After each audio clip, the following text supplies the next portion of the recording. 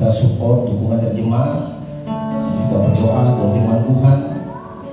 Sekiranya lawatan Tuhan sangat dibutuhkan di tempat ini. Urapan Tuhan yang terutama untuk menjamah hati pikiran kita, supaya firman yang disampaikan yang menjadi rema, menjadi logos dalam dirimu. Ketika engkau menghadapi satu problema, ingat ada firman Tuhan yang ada untuk sampaikan. Tuhan, ini hamba-Mu akan menyampaikan firman Tuhan. Minta perlindungan daripada Roh Kudus supaya firman Tuhan boleh disampaikan sesuai dengan kehendak Tuhan. Jemaat Tuhan siap diberkati Tuhan dan mengatakan amin. Puji nama Tuhan. Shalom. Shalom. Kalau di sewa ada ya gembala ya. Tempat gembala ini belum balik ke tempat kita ya. Shalom. Yesus engkau luar biasa ya. Sungguh hari kita luar biasa. Sebelum saya menyampaikan firman Tuhan, kali pertama saya boleh ada di tempat ini, satu hal yang sangat luar biasa. Saya boleh ada di tempat ini ketemu dengan saya anggap Pak Gembala ini senior saya ya, dalam segala hal yang luar biasa. Apalagi dalam hal pengetahuan tentang firman Tuhan, saya banyak bertanya dengan beliau ya. Karena beliau ini dosen, saya salah satu muridnya ya. Beliau ini sering tempat kita, saya bersyukur kita boleh ada. Saya melayani jemaat di BSD. Oh BSD Pak, ketemu Bapak ya. BSD itu Bandara Sonoma Dikit Pak. Saya berlayani di BSD Bandara Sonoma Dikit ya. Keren sih, elit. Tiap hari di atas gereja gitu tuh, apalagi kalau sore itu pesawat, wah, mau merek apa ada semua ya, beberapa semua. Saya mau kalau mau saya keluar nanti saya tinggal sore, Pak mau naik, tinggal naik aja di sini. Itu udah tuh ya, bandara. Kebetulan di sini saya lihat, wah ini pelayan Tuhan di sini ada Ko Haryanto ya, sekali ya Pak Haryanto ini. Gereja saya dengan rumah beliau tetangga kita ya, tetangga. Beliau dulu sempat lama membantu pelayanan sewa. Saya senang jadi berkat tempat ini luar biasa. Nah hari ini saya melayani, saya bernama Simon ya, Simon. Jadi kalau ketemu di mall saya suka kelipo ya, kelipo ke mall ketemu Pak Simon gitu ya. Kedua aja ya. Si Simon, rumah saya di rumah saya di Gading Serpong ya, benar di Gading Serpong. Pelayanan Gading Serpong, rumah di Gading Serpong, pelayanan sewa. Pak Gembala, rumah di BSD, pelayanan Lipo ya, sama kita. Jaraknya ya, tapi itulah luar biasa cara Tuhan menempatkan kita di sana. 23 tahun gereja berdiri. Pak Dedi Kurniawan tahu sedikit banyaknya sejarah gereja kita, dari mulai gereja mula-mula jemaat hanya 30 sampai hari ini. Pak Gembala katakan, wah Pak Gembala mah enak punya tempat sendiri. Itu semua perjalanan ya Pak. Perjalanan Pak Gembala baru berapa tahun di sini ya, belum sampai 23 tahun Pak Gembala ya. Kita 23 tahun ya, sudah ada tempat. Itu cara Tuhan yang luar biasa. Nah hari ini firman Tuhan saya akan ambil dari Keluaran 33 ayat 15 sampai 17. Mungkin kita bisa buka atau ada yang 11 yang bisa di-share di proyektor, silakan. Keluaran 33 ayat 15 sampai 17. Ya. Demikian firman Tuhan. Mungkin kita bisa bangkit berdiri menghormati firman Tuhan. Keluaran 33 ayat 15 sampai 17. Demikian firman Tuhan, dan baca bersama 3-4. Berkatalah Musa kepadanya, jika kau sendiri tidak membimbing kami, jangan suruh kami berangkat dari sini. Dari manakah gerangan akan diketahui bahwa aku telah mendapat kasih karunia di hadapanmu, yaitu aku dengan umatmu ini? Bukankah karena engkau berjalan bersama-sama dengan kami, sehingga aku dengan umatmu ini dibedakan dari segala bangsa? Ada bukan ini. Berfirmanlah Tuhan kepada Musa, juga hal yang telah kau katakan ini akan kulakukan, karena engkau telah mendapat kasih karunia di hadapanku dan aku mengenal engkau. Puji nama Tuhan selalu. Hari ini kita mau belajar tentang seorang hambanya bernama Musa. Ya. Kalau kita lihat sedikit kilas ke belakang sejarah histori tentang Musa.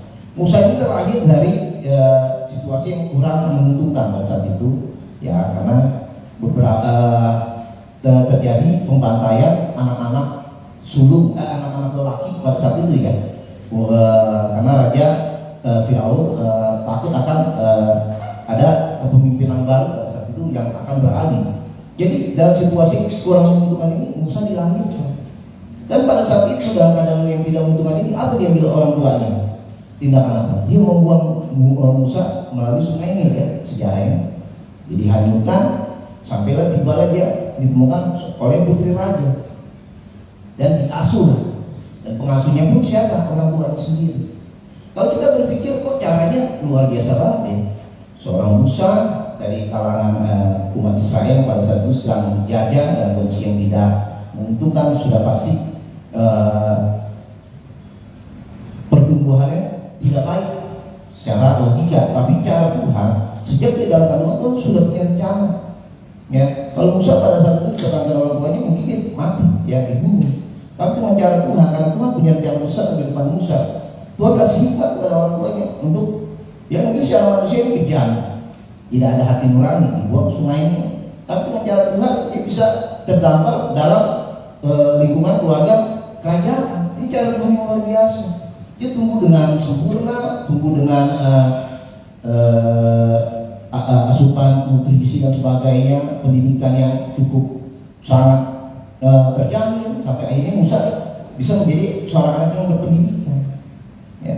Suatu hari Musa mendapat visi daripada Tuhan, melihat umat Israel pada saat itu sedang dalam penderitaan karena tekanan dari kerajaan Mesir pada saat itu. Lalu apa yang Tuhan sampaikan kepada Musa? Hai Musa hambaku, kau lihat umatku, mereka berseru-seru kepadaku meminta pertolongan. Apa yang dikatakan Musa? Apa yang aku bisa buat Tuhan? Bahwa mereka keluar dari tanah Mesir. Lalu Musa apa yang dia lakukan? Tuhan, apa kau tidak salah memilih aku? Kau tahu Tuhan, aku tidak bisa fasih dalam berkata-kata. Ya, beda dengan Pak Gembala ya. Kalau Pak Gembala khotbah, suasana yang dari ngantuk jadi seger lah ya, lapar jadi kenyang lah ya, pulang-pulang kembung kita jadi makan. Pak Gembala kalau jadi Musa cocok ya, nggak perlu banyak penataran, bisa ya mempengaruhi banyak orang. Tapi bagaimana dengan Musa? Ya, Musa tidak pernah berinteraksi dengan banyak orang. Dia berhadapan dengan beberapa orang pun dia dikatakan berbicara pun dia tidak lancar. Ya. Tapi apa yang Tuhan mau dari seorang Musa? Musa pergi kepada umatnya mempengaruhi banyak orang. Wah, nggak mudah. Ya. Kita mempengaruhi pola pikir atau persepsi banyak orang yang sedang dalam keadaan tidak baik, dalam keadaan sulit, itu nggak gampang. Yang Musa datang mungkin dengan keadaan yang tidak yakin dan tidak percaya diri, tapi dijalani, dicoba, bertemu dengan banyak orang. Apa yang dihadapi dia? Ditangkapi oleh umat-umat Israel pada saat itu. Musa tidak dihiraukan. Hei Musa, kamu sudah pikiranmu sudah terganggu, apakah membawa kami keluar? Apa yang kamu bisa lakukan? Kondisi umat Israel pada saat itu sedang dalam keadaan lemah. Ya, berapa tahun mereka diperbudak, makanan tidak terjamin, istirahat kurang, ya mentalnya pun secara fisik pasti berpengaruh. Untuk mereka memberontak meninggalkan Mesir itu tak mudah. Wah, ini cukup berat buat Musa pada saat itu untuk mempengaruhi umat Israel. Namun pada suatu hari Musa berhasil mempengaruhi umat Israel, mempunyai tantangan baru. Ya, nggak mudah menghadap Raja Firaun pada saat itu sampai 10 tulah. Tapi semua itu tidak lepas dari apa yang Tuhan yang Musa katakan di ayatnya yang ke-15.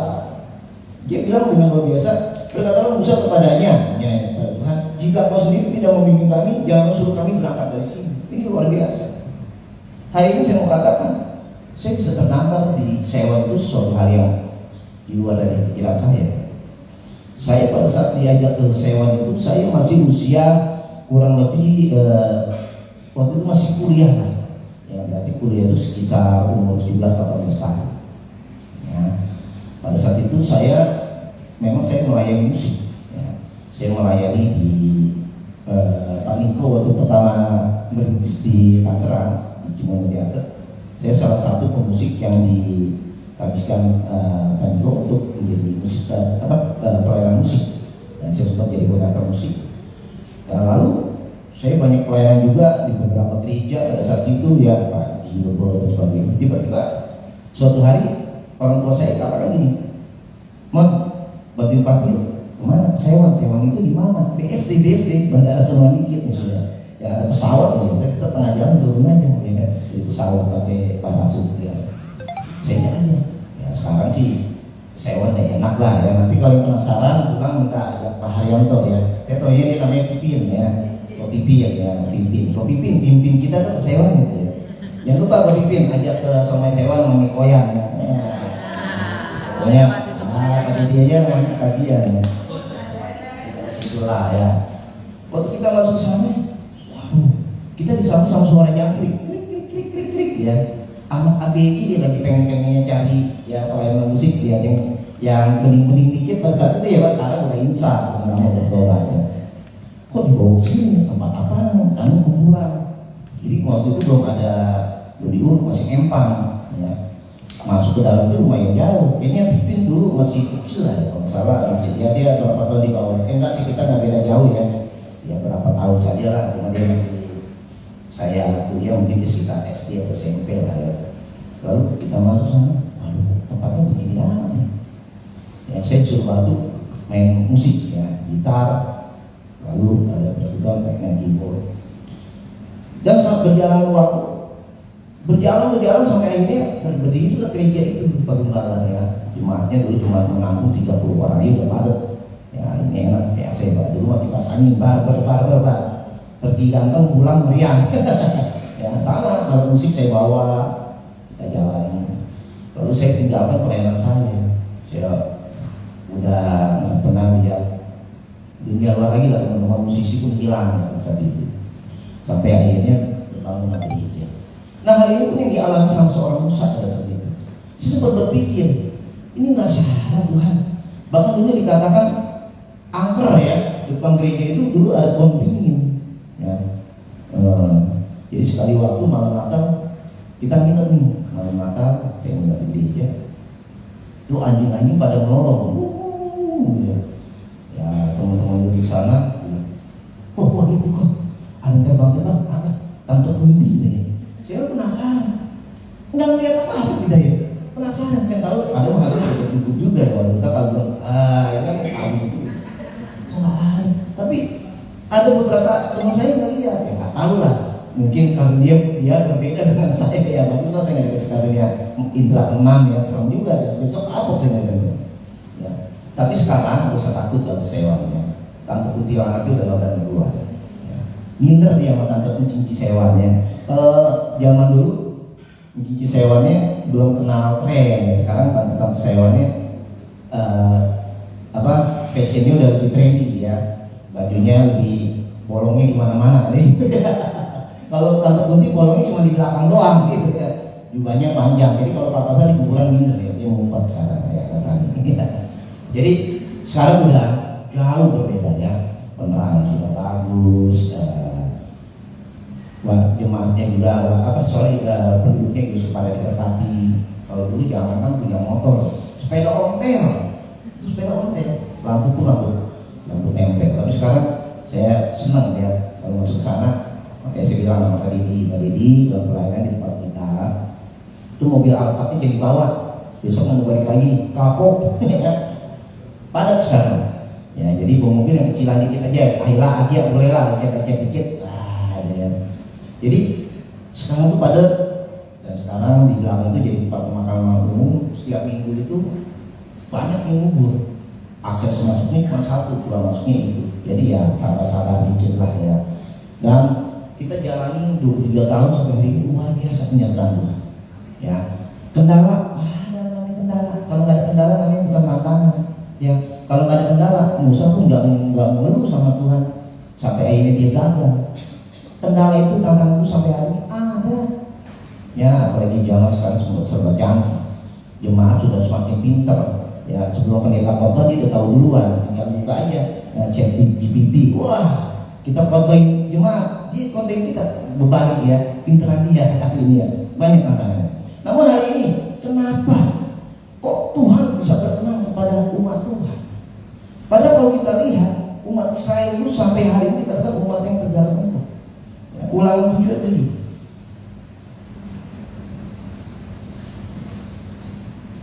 Ini alasannya Tuhan. Ya. Bukan karena lebih banyak jumlahmu dari bangsa manapun juga, maka hati Tuhan terpikat olehmu, bukan. Dan memilih kamu bukan kamu ini yang paling kecil dari segala bangsa, tetapi karena Tuhan mengasihi kamu dan memegang sumpahnya yang telah diikrarkannya kepada nenek moyangmu, maka Tuhan membawa kamu keluar dengan tangan yang kuat dan menebus engkau dari rumah perbudakan, dari tangan Firaun raja Mesir. Jadi alasan Tuhan menaruh hati kepada umat Tuhan pada satu umat Israel, bukan karena umat Israel yang orang yang begini, tidak, yang pelayanan setia dan nurut sama Tuhan, tidak. Dikatakan sampai hari ini umat Israel adalah umat yang paling membangkang, umat yang tegar tengkuk, yang tidak tahu berterima kasih. Tetapi kenapa Tuhan masih memiliki hati pada umat Tuhan pada saat itu? Karena Tuhan punya perjanjian dengan nenek moyang kita Abraham pada saat itu. Di ayatnya yang yang pasal 9 ayatnya ke-6.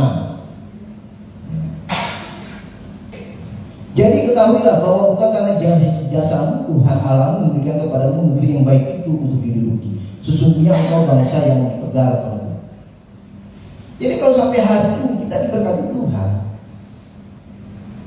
jemaat-jemaat di Sewa diberkati Tuhan, itu bukan karena mereka orang yang sempurna, tidak. Gembalanya sempurna atau markoto, tidak itu tidak. Gembalanya sama manusia. Sering ada kecewa, ada jenuh, ya, apalagi kalau sudah masuk ke area lokasi papasan dengan orang yang tidak mengerti. Waduh ya, itu dari tengah-tengah munculnya jauh. Kalau dulu di sebelah sekolah gereja pasti tentu ada kita bisa tulisan, istilahnya kalau kata saya bilang orang penting tulisan ya, tahu nggak tulisan? Tahu ya, papasan, nah itu lah papasannya. Bukan pas-pasan, bukan. Ya. Kalau pendeta kadang-kadang suka pas-pasan juga. Sekarang lebih formal. Ada yang mengaku itu tangannya gitu, wah itu makin kredit. Jadi kalau sudah di tengah pasti pernah ada mobil masuk, aduh mundur itu susah. Tapi ya sekarang ada enaknya juga. Sekarang ada tim mereka yang urus dan keluar masuk. Jadi di info ada mobil keluar, di luar tahan, yang di dalam masuk, mau masuk, yang di dalam tahan. Jadi enggak, agak sedikit lebih memudahkan. Selalu ada cara Tuhan. Ya, kalau sampai hari ini gereja Tuhan diberkati, ya, saya lihat di cabangnya sudah di mana-mana. Tadi dikatakan dapat lagi 4 ruko, nggak harus bayar. Wah itu salah satu cara Tuhan. Kenapa? Musa bilang begini, kalau bukan Tuhan yang perintahin jangan macam-macam pada pengembala bukan cabang lagi, nggak gampang pengembala. Tapi kalau memang Tuhan yang perintahkan, sesulit apapun ada aja caranya Tuhan. Ada. Wah itu suatu karunia 4 ruko. Dikatakan yang punya ruko kata Pak Dedi orang kaya, jadi pasti Pak Dedi jangan cuma 4 ruko. Kalau saya punya 1 ruko aja, pasti dibilang Pak Dedi orang kaya punya ruko 1. Ini punya 4 ruko, itu bukan orang kaya lagi. Tajir melintir kayak petir. Iya lah pengembala, aduh ya. Nah itulah. Jadi kalau hari ini umat Tuhan, kau bisa diberkati Tuhan hidup dalam keadaan aman, lihat anak-anak baik. Itu semua karena anugerah Tuhan. Hal yang pertama yang harus kita perhatikan, bagaimana kita bisa mendapatkan kasih karunia Tuhan seperti umat Israel menjadi umat yang spesial. Yang penting, yang pertama, tadi dikatakan ayatnya ke-15 balik lagi ke Keluaran, ya dikatakan, jika engkau sendiri tidak membimbing kami, jangan suruh kami berangkat dari sini. Yang pertama, harus ada perkenanan Tuhan dulu. Segala sesuatu harus perkenanan Tuhan dulu. Kita mau mulai usaha, udah tanya Tuhan loh. Ya, jangan waktu ada masalahnya baru kita cari pendeta. Kenapa pengembala saya begini-begini? Udah tanya Tuhan loh. Apa kau hanya sekedar ikut-ikutan? Hari ini banyak orang lata ya. Wah, yang sebelah buka ini, ikut ini. Buka gereja sebelah sini rame, ikut. Saya dapat tawaran ruko di Setia di Serpong. Biasa kalau pastor itu pasti temboknya itu ruko-ruko ya. Dari ruko ada satu loh yang punya loh. Dia tahu saya pendeta. Pak pendeta, ruko saya ini pakai kan buat ibadah. Ya, cuma saya bilang, ya coba nanti kita pikirkan. Saya berpikir begini, di sebelah kiri itu ada rekan saya RDP Pak Joko Pilih, ya, itu RDP. Di seberangnya ada rekan saya juga, Pak Doni Santo, Simsa. Di sebelahnya lagi juga ada GBI, tapi saya nggak terlalu kenal. Kalau saya buka di sini, ini mau jemaatnya ngambil dari mana? Saya bingung ya. Saya pikir nanti saya berdoa dulu, tapi saya sudah ada doa di beberapa waktu saya bikin konser di rumah. Banyak warga yang ikut ya, bahkan ada yang orang Buddhis juga, yang kebetulan saya RT di sana ya. Jadi saya ini sebenarnya RT tunggal juga Pak ya. Kalau di gereja saya pendeta, ya kalau hari Minggu saya pendeta di jemaat. Kalau hari biasa saya RT mendampingi warga. Nah kalau hari Senin sampai Sabtu yang cari saya di gereja di mana saya ada di atas genteng. Kalau biasa saya AC. Saya ini ada usaha AC ya. Mendampingi rumah orang ya. Kalau ada proyek saya kemarin ada proyek di Citralaya. Itu udah jam 9 malam. Ini salahnya memang mandornya ya, mandor gitu ya. Dia sudah janji sama owner hari ini selesai karena besok pakai meeting apa mau miskom. Saya baru dipanggil 2 hari sebelum pasang waktu itu 10 Juni saya sama anak buah. Makanya saya nggak pakai Pak Dedi ya, bening Bu ya. Dia jangan katanya kalau saya nyari Senin saya banyak di atas genteng. Kalau hari Minggu full di atas mimbar ya gitu ya. Jadi saya sampai malam saya bilang kasihan. Dan kebetulan mandor ini juga salah satu anak didik kita juga. Dia tenang, Bu saya beresin. Itu kalau nasinya tukang nasi itu begitu. Kalau ruangan belum dingin kita mau beli pulang. Jam berapa Pak? Jam belum ada dingin. Nanti kalau udah dingin besok kita datang. Pak jangan masuk Pak, kotor Pak, di luar aja gitu. Harus sedih gitu hasilnya. Jadi nggak pernah ngerasain dinginnya ruangan. Nah kalau nggak dingin dipanggil lagi, Pak, kok nggak dingin Pak? Datang, oh iya nggak dingin, datang. Kalau udah dingin, sebuah lagi. Ya gitulah. Sama kurang lebih gembala aja gitu ya Pak. Kalau jemaat nantinya ada dingin, aduh Pak lagi sibuk. Kalau nggak dingin Pak bisa bantu nggak gitu kan ya. Kurang lebih sama lah. Tapi yang intinya ini, ketika apapun yang kita kerjakan, dimanapun Tuhan perintahkan kita, asalkan ada perkenanan Tuhan yang perintahkan jalani. Itu yang penting. Ya. Saya punya anak 3.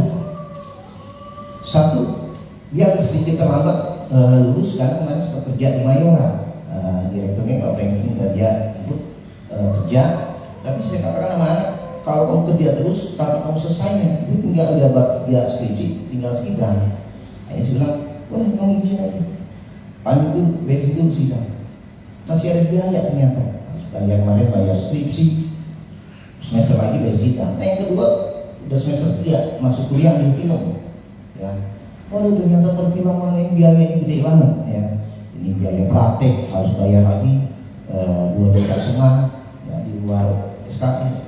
Nah yang montok kemarin masuk SMP dia 3 sekaligus. Waduh ya, inilah dilema yang seorang hamba Tuhan. Ya, apa yang bisa kita lakukan Tuhan? Cuma bisa berdoa. Tuhan kasih tolong gimana caranya Tuhan. Apa yang ada padamu? Wah koleksi saya banyak nih, ada drum, ada gitar, saya jual-jualin. Kata istri saya, gitar lu banyak bener nih, gue gak pernah tahu minyak apa. Tapi kan alhasil ketika kita butuh, kita jual. Kita bisa bayar, itu cara Tuhan. Nah demikian juga dengan Musa. Apa yang dia butuhkan pada saat itu? Dia pengen, gimana caranya Tuhan supaya, dia ingin supaya umat Tuhan ini percaya sama omongan seorang Musa. Kamu kan bagian dari kerajaan, wah jangan kamu mau menyusup ya, kan gitu kan dilema buat Musa. Tapi ketika dia sadar bahwa dia yang diperintahkan adalah Tuhan, ada cara Tuhan, hikmat Tuhan yang bekerja ya. Selama ada perkenan Tuhan, pimpinan Tuhan, bukan pikiran kita, bukan logika kita, tapi pikiran Tuhan yang bekerja dalam diri kita. Nah hari ini terjadi banyak umat Tuhan, mereka memakai logika ya. Ibrani 11 itu katakan iman itu butuh ketaatan, butuh yang namanya ketekunan, kedisiplinan. Apa yang Tuhan perintahkan itu yang dijalani. Ada satu cerita kemarin saya baru bawakan di mana di perjamuan kudus, cerita tentang Abraham. Ya, ketika Tuhan perintahkan dia untuk meninggalkan kota kelahirannya dan meninggalkan keluarganya, kemana Tuhan perintahkan dia? Diarahkan ke Mesir. Ya, Tuhan cuma bisa cuma perintahkan itu jalannya. Tapi ketika dia mau masuk pintu gerbang, apa yang terjadi pada Abraham? Abraham dikatakan bapak orang beriman, ya, orang percaya. Dia mulai mulai khawatir. Wah, istrinya kan Sarah ini katanya cantik. Ya kurang lebih kayak gembala, saya ingat ya Pak. Kurang jelas kita dulu waktu gambarnya. Kurang lebih ya kayak gembala lah. Bolak balik salon terus nih. Dimodalin papi. Apa yang timbul dalam pikiran Abraham? Wah, kalau raja itu ini istri saya bisa mati. Istri saya diambil. Lalu mulai buat apa? Cara. Dia mulai semua strategi. Tanya Tuhan ya tidak. Dia berpikir sendiri. Dia buat strategi. Nanti kamu ngaku adikku ya. Ngaku lah salahinnya adiknya Abraham. Sampai akhirnya dia berpikir, memang cara Tuhan. Mau apapun kondisinya, kalau memang sudah perkenan Tuhan, sebenarnya jalan itu akan baik-baik aja. Karena kita ini tengah jalan khawatir, takut. Belum kita mencapai tujuan, melihat sedikit kendala di depan kita ada timbul, mulai kita bikin cara kita. Ini hati-hati. Hari ini kalau dengarnya pada kita, segala sesuatu masalah apapun kita hadapi, tanya Tuhan. Ya, tanya Tuhan. Selalu ada solusi. Memang nggak langsung dijawab. Cara Tuhan banyak hal. Dengan cara bagaimana? Ya, dengan cara bagaimana? Matius 5:8.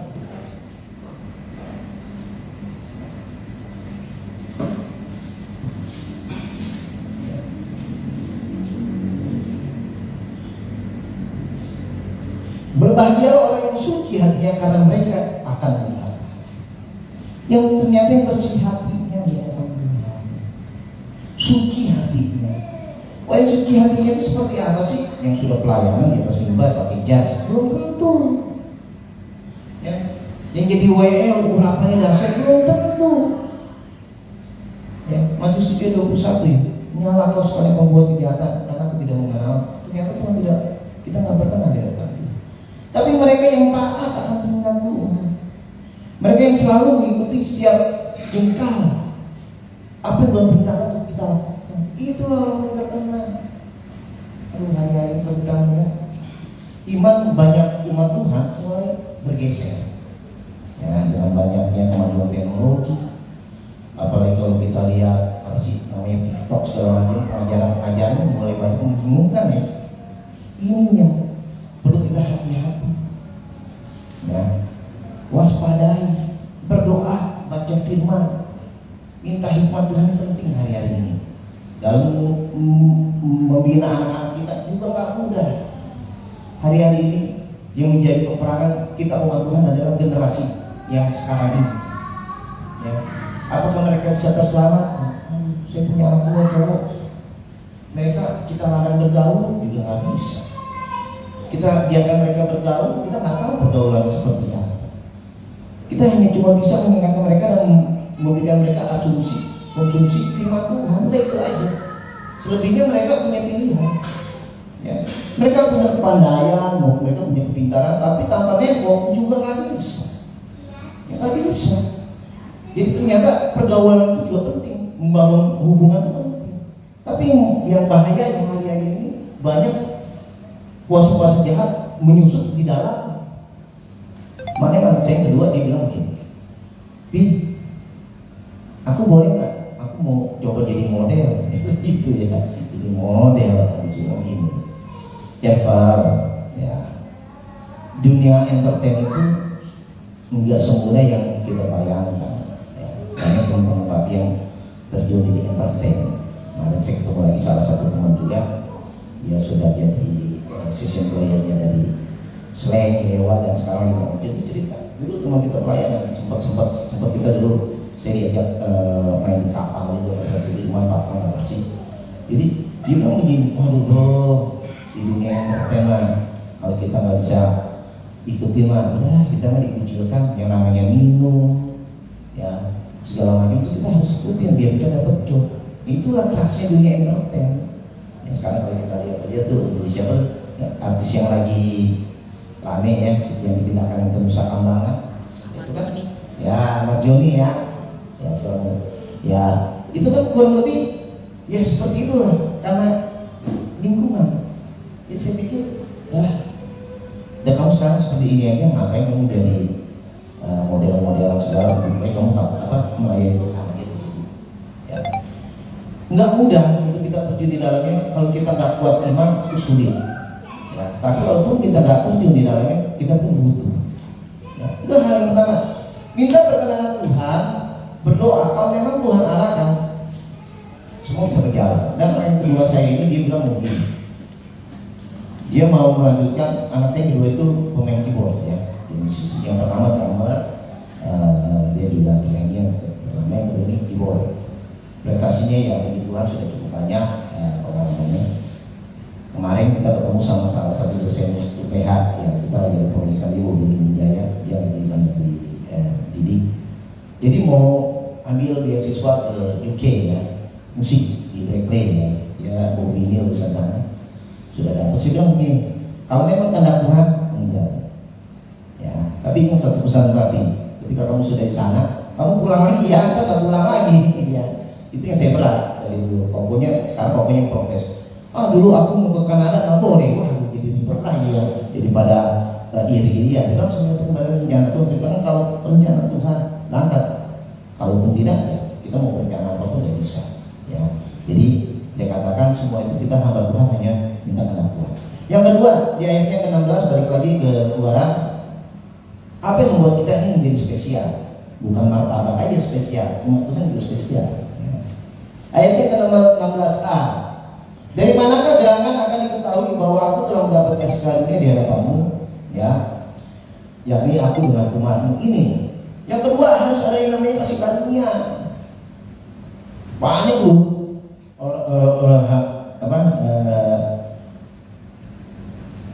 orang-orang yang menjadi pendeta itu banyak. Yang sekolah Alkitab yang jadi pendeta banyak. Saya dulu dinas sama salah satu senior saya namanya Pak Purba. Mungkin Pak Gembala tahu ya, Pak Tamburan ya. Setelah saya sudah lama tidak ketemu, suatu kali saya ketemu ya dengan adanya FB ini, mempertemukan ini. Halo, apa kabar? Kamu apa kabar? Kamu di mana? Saya mau bilang, mau dong, khotbah. Emang kamu di mana? Saya jadi gembala di sewa. Kaget dia. Kamu jadi pendeta? Saya pengen jadi gembala lagi sampai hari ini belum juga. Gitu ya. Tapi sekarang dia sudah buka di Kalimantan. Ternyata enggak semua orang itu bisa mendapat kesempatan ini. Jadi suatu hari ketika saya mau mengambil kuliah musik di UPH, saya tujuannya itu waktu itu mengambil sekolah musik. Karena saya kalau tidak pada zaman saya itu kayak sekolah musik enggak mudah dan biayanya itu mahal. Saya mengambil sekolah musik di Leeds, ketemulah sama Pak Sojimi, dia kan begini, wah sayang kamu ambil S1 lagi karena kamu sudah S1-nya kan sekunder. Jadi lebih baik kamu ambil S2-nya aja, tapi teologi ambil SKS musiknya. Saya timbang-timbang, ya udahlah saya pengen belajar tentang firman Tuhan, melayani selama ini saya nggak tahu apa-apa, kan gak enak juga ya. Lalu saya belajar dari situ, teman-teman musik, beberapanya yang sempat kita bikin proyek, tapi karena kesibukan saya kerja juga, kuliah juga, akhirnya SKS musiknya terbengkalai. Saya fokus ambil sekolah Alkitab, ya sampai akhirnya S2-nya tesis ya, kalau S2-nya tesis ya, ini saya tesis. Setelah saya lulus, tiba-tiba bapak saya dipanggil Tuhan mendadak, ya karena serangan jantung. Ya saya pikir udah mama lah naik, jadi kembali. Tiba-tiba saya jadi wakil, ya baru wakil oke lah, cuma wakil ini ya. Simon masih banyak alat, siap Bu Pendeta. Simon laping gereja siap, masih encer itu ya Pak, masih encer. Tiba-tiba mama juga dapat serangan penyakit, ya yang cukup berat sampai akhirnya dipanggil Tuhan. Sudah saya pikir lah, ya ada lagi cerita, tinggal Pak ini lah suruh naik, ya ini. Jadi gembala, saya tetap support. Saya nggak mau semua. Lah siapa tuh Om? Lah, nggak ada lagi. Nggak, saya nggak mau. Sinode tiba-tiba suruh saya. Saya nggak mau. Bukannya saya mau bukan di situ. Saya pengen jadi artis aja gitu dia, menjadi musisi. Ya. Kayak Pipin. Nah, kalau Haryanto ini banyak multi talent dia bikin keyboard ya, main gitar. Tahu sekarang juga bisa main drum untuk Pipin ini. Dulu belum kelihatan ya. Kayaknya bisa juga kalau pas sudah pasti bisa ya, saya yakin. Saya pengen jadi musisi. Dan pada saat itu saya masih ada bisnis waktu pasir ya, asik saya vendornya di waskita. Jadi menurut saya nggak sinkron antara visi saya dengan pengembala. Ya tahu sendiri lah, main di tambang, urusin di BUMN itu terlalu ribet. Tapi sampai akhirnya jemaat juga minta saya nanya, aduh ya, itu saya sama istri saya malam itu keringet-keringet saya. Saya kagak mau, sama kayak Musa saya berontak, saya kagak mau. Saya nggak bisa. Saya suruh khotbah di konser lagi, saya pada saat itu 15 menit kayak 2 jam. Waduh, keringet dingin. Ya, kalau sekarang dikasih waktu 45 menit kok kayak baru 5 menit nih ya. Tapi saya mau taat sama Tuhan. Sampai saya bergumul, saya berdoa. Yaudah, daripada saya tadi makan ikan hiu kayak Yunus, kalau dikeluarin dari mulut lagi, kalau dari tempat yang lain kan, waduh ya, repot ceritanya. Saya jalan, saya bilang, asal Tuhan menyertai saya dan istri saya sepakat, sebenarnya anak-anak saya mau berontak, nggak mau, kamu jadi anak pendeta ya. Udah kita jalanin, cuma support, ya begitu sampai hari ini semua kita bisa lalui. Ya, karena apa? Perkenanan Tuhan, ya, bukan karena mau menyakitkan, dan itu kasih karunia. Sebenarnya saya berpikir banyak yang lebih kompeten dari saya. Siapa seorang saya ini? Saya nggak punya pengalaman apa-apa. Kalau urusan musik oke lah, saya mungkin sedikit banyaknya saya paham. Ya, tapi kalau urusan jadi gembala, saya bukan di situ. Ya. Tapi puji Tuhan hari ini 23 tahun saya ada di sana dan saya melayani jemaat. Saya berapa tahun yang melayani jemaat? Saya lupa, mungkin sekitar 7 tahun ya sudah melayani. Sampai hari ini saya bersuka cita, dan yang saya membuat saya bangga, anak-anak saya support. Ya, anak saya yang besar, dia pemain drum, dia WL, yang kedua dia main keyboard. Kadang kalau gak ada yang main bass, bapaknya yang main bass, jadi maminya suruh jadi WL, jadi kita pelayanan satu tim ya. Tapi puji Tuhan, sekarang saya lebih banyak menikmati karena regenerasi ya, sudah ada beberapa generasi yang melayani. Saya senang Sewan boleh muncul mutiaranya. Ternyata di Sewan itu yang depannya kuburan Bongpai, ternyata di dalam ini banyak potensi-potensi yang luar biasa. Saya senang Bibi dan keluarganya, ya dulu ada adik-adiknya bisa dipakai di gereja besar, satu kebanggaan. Bahkan buat kita, oh ternyata nggak cuma yang di luar saja, yang di balik kuburan itu ternyata bisa menjadi berkat. Ini luar biasa. Ternyata itulah gereja yang Tuhan bangun di Seoul itu bisa menjadi satu rumah buat potensi-potensi baru. Sekarang saya lagi terus mengkaderkan generasi baru lagi, anak-anak youth, ada beberapa yang sudah mulai muncul lagi. Ya saya senang dengan terus pelayanan. Inilah tujuan gereja. Ya saya katakan sama teman-teman, anak-anaknya juga main, ada yang main musik ya, DJ yang main. Itu salah satu peluang yang Tuhan sudah berikan. Ayo, jemaat-jemaat Tuhan pasti punya anak-anak muda, digenerasikan. Sini sudah ada tim musik, pemain keyboard ini modal utama. Saya katakan perkembangan ini beruntung punya pemain keyboard. Wah ini mainnya udah bukan yang kaleng-kaleng ya, udah kaleng komboan yang mahal kan. Ya, kaleng kombo, bukan mainnya keren. Jadi banyak gereja-gereja hari ini kesulitan cari pemain keyboard. Banyak minta, Pak Gembala tolong dong, yang di Cimone itu GBI ada di saya lupa. Kita butuh pemain keyboard. Jam berapa Pak ibadah? Jam 9 pagi. Aduh susah cari pemain keyboard yang sudah mainnya menguasai. Jam 9 pagi. Umumnya mereka sudah punya pelayanan. Ya, tapi kalau hari ini di tempat ini sudah ada tim musik lengkap, tinggal drumnya aja dibawa, wah makin keren. Ya. Jadi di dalam Efesus 1 ayat 2 sampai 3 kita buka sedikit di Efesus 1 ayat 2 sampai 3.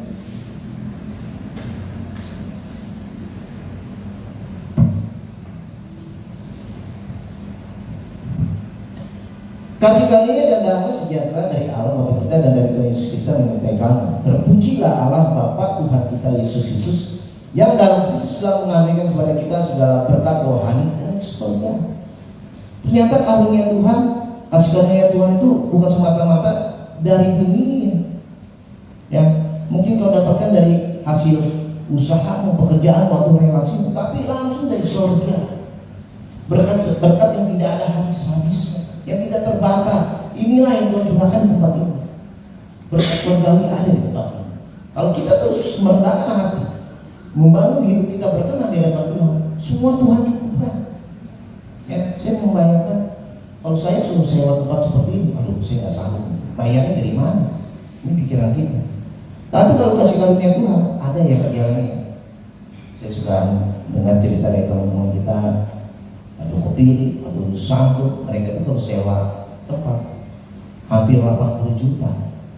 Aduh, saya pikir, ya itu gimana? Tapi selalu mereka katakan ketika kita harus bayar, ada jalan Tuhan, ada yang bayarin. Itu kasih karunia dan perkenanan Tuhan. Ya, hal ini penting supaya kita spesial. Lalu yang terakhir, balik lagi ke Keluaran 33 ayat yang ke-16b-nya.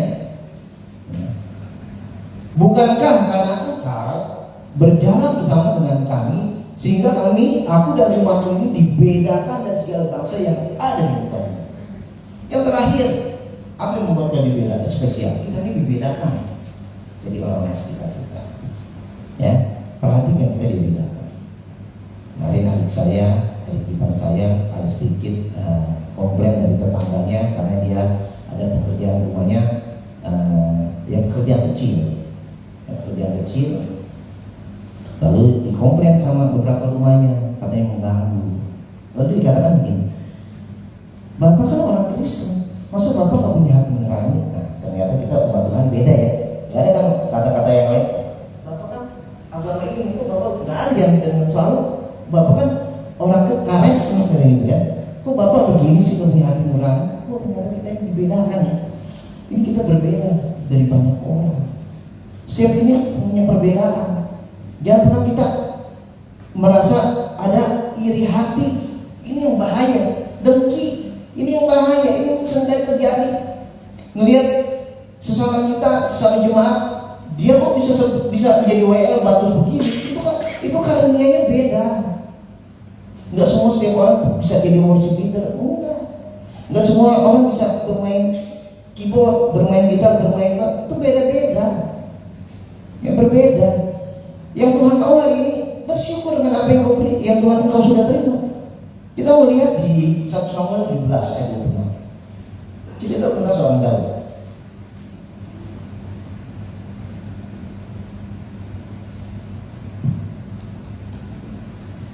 1 Samuel 17 ayat 26.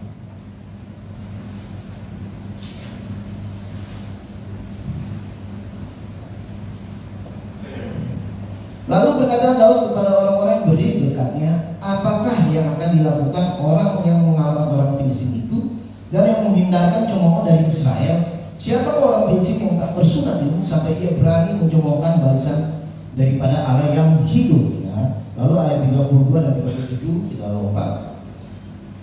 Berkatalah Daud kepada Saul, janganlah seorang menjadi tawar hati karena dia hambamu ini akan pergi melawan orang Filistin itu. Tetapi Saul berkata kepada Daud, tidak mungkin kau dapat menghadapi orang Filistin untuk melawan dia, sebab engkau masih muda, sedang dia sejak dari masa muda yang telah menjadi prajurit. Tetapi Daud berkata kepada Saul, hambamu ini biasa mengembalakan kambing domba ayahnya apabila datang singa atau beruang yang menerkam seekor domba dari kawanannya. Maka aku mengejarnya, menghajarnya dan melepaskannya. Apabila ia berdiri menyerang, aku akan menangkap jambutnya lalu menghajarnya dan membunuhnya. Baik singa maupun beruang telah dihajar oleh hamba ini, dan orang Filistin yang tak bersunat itu, ia akan sama seperti salah satu daripada binatang itu, karena ia telah mencemooh barisan daripada Allah yang hidup. Pula pada Daud, Tuhan yang telah melepaskan aku dari cakar singa dan dari cakar beruang, dia juga akan melepaskan aku dari tangan orang Filistin itu. Kata Saul pada Daud, pergilah Tuhan menyertai. Jadi sedikit cerita tentang kisah ini. Daud itu sebenarnya lagi ada di ladang. Lalu ayahnya memanggil, Daud sini. Iya ayah, Daud itu seorang yang taat sama orang tua, guru. Iya ayah, bawakan makanan ini kepada kakak-kakakmu yang sedang ada di medan pertempuran. Ya namanya Daud, seorang yang dulu dia paham lah. Tujuannya itu cuma itu, makanan. Sesampainya di tempat tujuan, dia melihat ya apa nih rame-rame. Namanya bocah belum ngerti apa-apa ya. Zaman dulu kan ya sekarang dikit-dikit viral ya, dikit-dikit lewat di sosial media. Ada hal dikit aja rame. Dulu enggak ada. Perjalanan cukup jauh Sekarang enak ya, anak-anak sekarang kalau disuruh dikit beli lagi garam dong, jalan kan terus lama keluarin motor ya, kalau sepeda itu dia mah sepeda listrik dulu mah ya, biar lebih cepat. Kalau Daud dia jalan, dia bawa makan sampai di sana ketemu lagi sama kakak-kakaknya, ngapain kamu kesini? Kamu nggak ngelihat ini bahaya, pulang. Nanti kamu bisa celaka. Daud cuma bilang, aku kesini cuma disuruh ayah makan. Lalu Daud nanya, emang ada apa? Udah kamu anak kecil, nggak usah tahu urusan orang tua. Daud penasaran, udah dia pergi, tungguin orang-orang banyak. Oh, tante permisi mau nanya, tante mana ada yang ngambil tante itu perangnya. Oh, mau tanya, ini ada apa rame-rame? Tuh, kamu lihat tuh, ada orang yang besar, mereka nantang kita. Lalu gimana? Ada yang berani? Akhirnya Daud bilang begini, siapa orang tidak bersunat itu? Orang-orang yang begitu banyak kita sakit sama seorang Daud. Seringkali kita seperti itu, kita lupa bahwa kita ini orang-orang yang bersunat, orang-orang yang sudah ditandai sama Tuhan. Ya, yang ketiga ini dibedakan, kita itu dibedakan. Umat Tuhan yang dibedakan dengan tanda salib Kristus. Ketika kita mengalami satu tekanan, intimidasi, apa kita ingat? Kita ini orang bersunat. Lalu akhirnya dia menghadap si raja. Raja ada yang menghadap, siapa ini anak kecil? Nggak tahu dari mana datangnya ini anak kecil. Dia suruh masuk. Itu raja dinasihatnya adalah. Nah kita ini harus seperti Daud. Ketika kita melihat ada orang-orang yang melemah, ketakutan, di mana fungsi kita sebagai anak Tuhan? Daud bilang gini, raja, kenapa kita harus takut sama seorang yang tidak bersunat? Raja nasihat. Sampai akhir raja katakan, sudah benar juga kata anak kecil ini. Kita orang sudah berkata, apa yang kita harus takut? Seberapa banyak hari yang mau takut menghadapi ini? Kalau kita dengar berita, aduh ya, udah ngeri lah. Ya, mendingan sekarang kita beli emas aja ya, rumah jual ya, kita beli emas aja udah. Saya mau beli emas kita pulang, tapi bingung duit belum ada. Yang hari kemarin emas isi saya jual buat bayar kuliah. Banyak hari-harinya orang dulu, duit mah ada, usaha apa? Ya, banyak hari ini orang terlibat dalam kesalahan, diintimidasi, teror. Kalau kita mau bersunat, kita harus takut. Hari ini ada orang yang sedang tidak berusaha menjatuhkan saya. Jadi saya ini kebetulan saya dipercayakan menjadi ketua satu komite ya, komunitas musik se-Indonesia. Indonesia Raya Community dan salah satu sponsornya dari Kementerian Negeri kamu ada juga. Jadi minta saya ketuanya di situ. Saya juga sebenarnya nggak mau dipercayakan. Ada satu orang yang ini yang saya katakan umat yang tidak bersunat ini mereka punya sifat jelek yaitu iri hati dan dengki. Pasal di sosmed, antara yang saya secara manusia terpancing. Tapi saya bilang begini sama teman saya. Kita mau orang sehat, ngapain meladeni mereka sakit? Yang ada terjadi sakit, dan biarin aja, tapi dicapai sendiri. Nah, sudah banyak orang menyerang dia, tapi namanya orang iri dan itu susah ya. Hatinya selalu berusaha ingin unggul. Tapi kita sebagai umat Tuhan yang bersunat, apa yang kita harus lakukan? Daud katakan begini, aku akan maju berperang. Apa yang dilakukan? Dia tidak menjadi orang latah. Ketika Saul memberikan mandat, oke, kamu mau berperang. Apa yang dilakukan Saul? Dikatakan dia dikasih perlengkapan perang, baju jirat, pedang, perisai. Apakah Daud apa? Lihat kakak-kakaknya pakai, dia ikut pakai. Kata Daud, aku ribet pakai ini, nggak terbiasa. Lalu gimana? Apa yang kamu bisa? Daud cuma pakai umban, ya, dan 5 batu itu yang dipakai. Kenapa? Ketika dia ada di medan peperangan, menjaga kawanan dombanya, ya, mengalami singa dari beruang dikatakan, dia pakai itu dia hari dia latih, nggak pernah meleset tepat. Akhirnya dia gunakan itu. Saul bingung, apakah Saul yakin? Makin gak yakin. Saul makin meremehkan Daud. Tapi Daud tanpa terpengaruh dengan situasi keadaan saat itu menghimpit dia. Dikatakan mungkin banyak orang yang mengolok, dia tetap pakai, dia bisa, dia lari, dia ambil umpan tepat pada waktunya, kena dahinya dulu, mati. Penggalak kalau boleh dibawa itu cara. Hari ini akan tidak bisa. Ya, jangan pernah kita melihat kanan kiri kita, wah dia buka gereja sana rame, banyak gereja ternyata yang ikutan nggak. Wah dari bukannya rame nih, saya dari mbak saya buka rame belum tentu. Langsung saya ke PST ya, benar sama dikit. Ya. Itu yang Tuhan mau, biarlah jualan ini. Pak Kepala yang malah garing serpongnya, lipo lah ke kelas ini ya. Cara Tuhan ya. Kalau saya pikir, kok pimpin, pelayan apa yang jauh yang pimpin ya? Gereja dekat, Tuhan berkati jadi berkat di tempat yang lebih membutuhkan ini. Oh itu kan cara Tuhan. Ya supaya ilmunya berkembang. Di sana sudah banyak anak-anak didik dia ya, junior ya, yang layak. Itulah cara Tuhan. Jadi 3 hal ini yang membuat kita dibedakan. Pertama, perkenanan Tuhan penting. Kasih karunia, dan yang ketiga kita harus dibedakan. Ini yang penting. Kita yang dibedakan. Ingat kita ini orang-orang bersunat sudah ditandai ya domba. Ketika kita menyerahkan hidup kita, dibaptis, menerima pengurapan Roh Kudus, itulah tanda dari anak domba. Hari ini akan menjadi targetnya. Jalankan, berdoa, minta sama Tuhan. Kita pasti berhasil.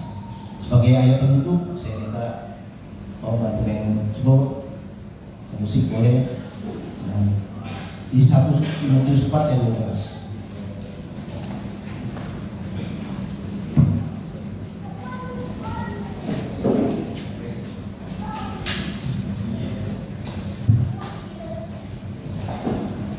Jangan seorang pun menganggap engkau rendah karena engkau muda. Jadilah teladan bagi orang-orang percaya dalam perkataanmu dan tingkah lakumu, dalam kasihmu dan kesetiaanmu dan kesucianmu. Jangan pernah kau merasa rendah. Jangan kau merasa kau diremehkan. Ingat, kasih karunia Tuhan, karunia daripada Tuhan itu yang membuat kau menjadi diri. Mungkin